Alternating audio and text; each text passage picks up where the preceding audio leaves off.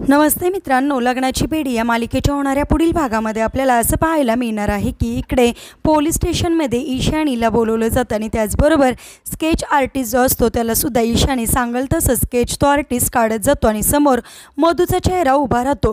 राघवला ते सगळं काही बघून धक्का बसतो। राघव डायरेक्टली ते स्केच हातामध्ये घेतो आणि मधूजवळ येतो आणि मधूला डायरेक्टली होऊन तो असं विचारतो की तुला इतके दिवस मी सांगत होतो की माझ्यापासून काही लपवून ठेवू नको, परंतु तू माझं ऐकलं नाही। आणि हातामध्ये ते स्केच असतं ते स्केच तो मधुला दाखवतो आणि म्हणतो त्या मुलीने जे काही स्केच आर्टिस्टला सांगितलं होतं त्याप्रमाणे त्या आर्टिस्टने ते चित्र काढले आणि तुझा हा चेहरा पुढे उभा राहिला। मला तुझ्याकडून अशी अपेक्षा नव्हती। आता राघव कशाप्रकारे मधुला अटक करणार आणि मधुला अटक करता क्षणी मधूचं आता तोंड उघडलं जाणार आणि मधूचं तोंड उघडल्यानंतर शकुंतलाचा सुद्धा खरा चेहरा समोर येणार आणि त्याचबरोबर सावीचा सुद्धा आता राघवला पत्ता लागणार। असेच मालिकेच्या पुढील अपडेट्ससाठी तुम्ही आपल्या रंजक मराठी चॅनलला नक्की सबस्क्राइब करा। थँक्यू।